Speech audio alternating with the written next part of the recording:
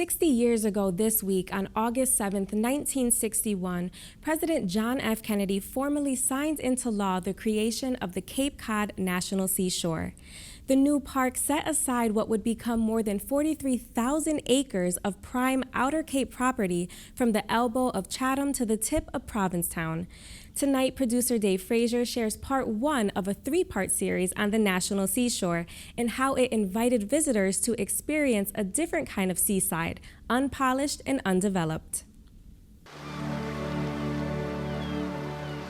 A grand place to be alone and undisturbed is how playwright Eugene O'Neill described the outer beaches of Cape Cod, a 40-mile stretch along the outside of the hooked elbow that shelters Cape Cod Bay. This was probably one of the most treacherous areas along the East Coast because of the way Cape Cod sticks out.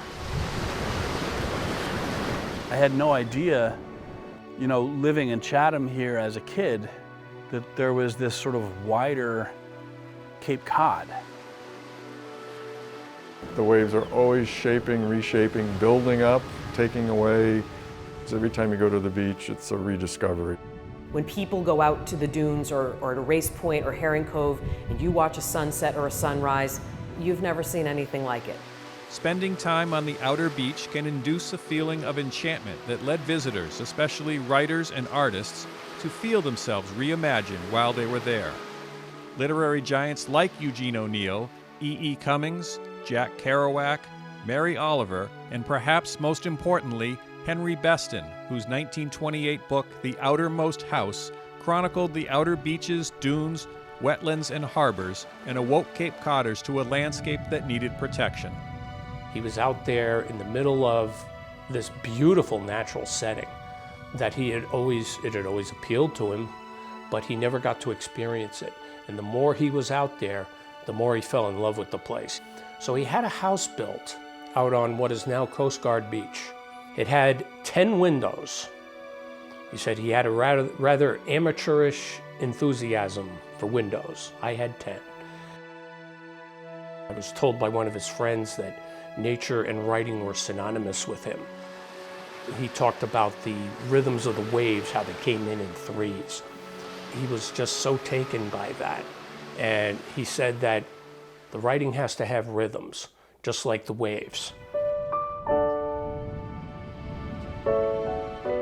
The water has always been the Cape's calling card.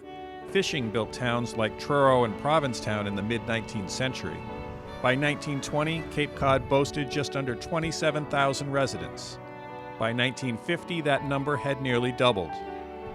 People wanted what the Cape offered, its rural character and its unfettered access to the sea. But in coming here, they changed the very thing they were seeking. Cape Cod was at a crossroads in the 1950s for sure. Land was still available and still inexpensive, and there was a danger of development taking off and turning the place into more densely populated coastal areas. But at this point in the mid-1950s, there was still a 40-mile or so unbroken stretch of outer beach that, for the National Park Service, was enticing because it offered a lot of public recreation to people within a day's drive of this area.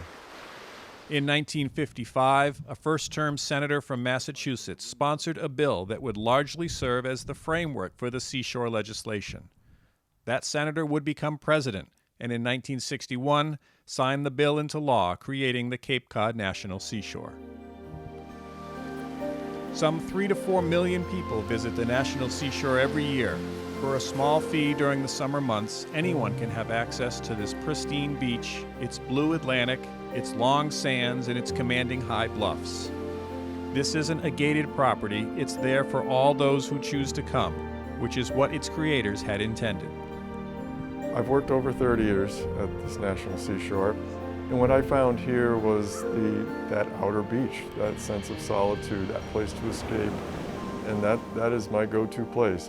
As park historian, I love the historic buildings, the lighthouses, the human stories, the dune shacks, but in my spare time and when I need a break from the busyness of working at a park, I go to the outer beach, especially on a foggy day or early morning or at sunset. That is a great place to reignite the passion of working at a national park.